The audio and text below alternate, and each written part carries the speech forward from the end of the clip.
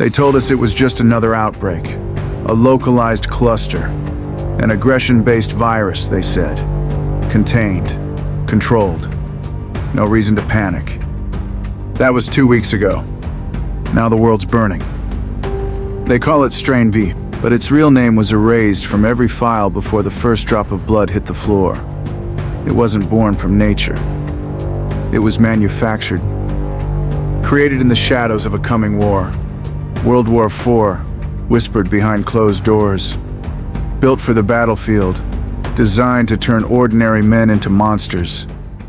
Super soldiers who felt no fear, no pain, no hesitation.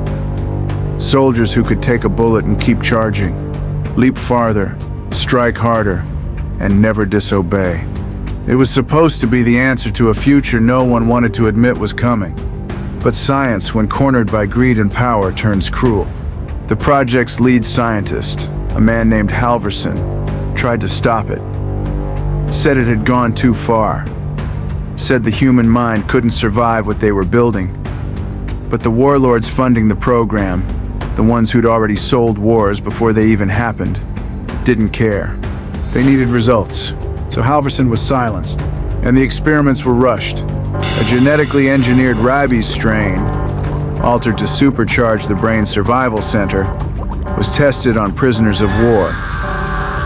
First came the strength, then the speed, then the bloodlust, then came the screaming.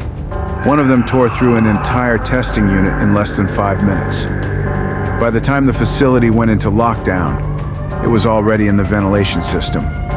By the end of the day, the virus had walked itself out the front gate, wearing the face of a dead man, and it spread like fire. The infected aren't dead. They breathe. They bleed. Their hearts beat so fast you can hear them from across a room. They move like predators, but worse, like corrupted machines running on instinct and rage. They don't walk. They lunge. They howl. And now they evolve. At first, it was just pure savagery. Tearing, slashing, devouring anything with a heartbeat. But within days, they were working together, surrounding outposts, hurting survivors, making sound traps, using our memories against us. Some still speak.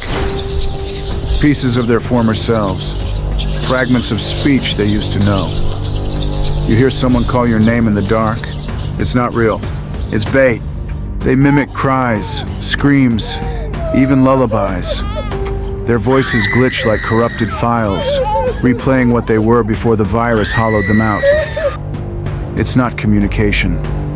It's psychological warfare. They are not zombies. They are not undead.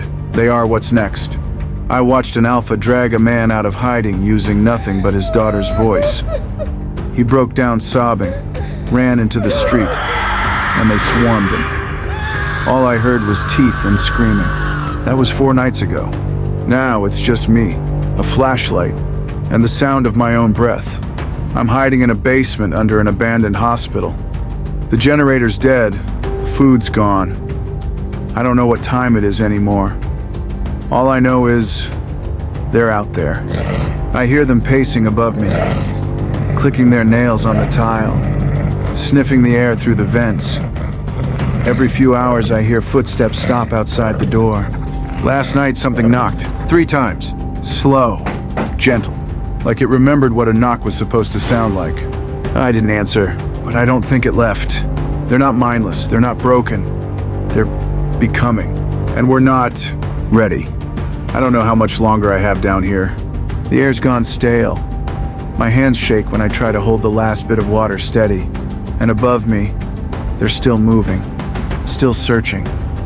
Not randomly, deliberately. So I ask you, if you're hearing this, is there a way out? Can we survive something that doesn't sleep, doesn't stop, doesn't forget? Can we fight back against something that remembers being us, but chose not to be? Or are we just the last flickering light in a world that's already moved on? They're faster, stronger, smarter. We're hiding in sewers, eating scraps, whispering in the dark like prey, trying not to be noticed. Is this survival? Or is it just waiting to die? What if we're not the dominant species anymore? What if the age of man didn't end with fire, but with a howl? If you're still out there, still listening, hit like and subscribe. We need every survivor we can get.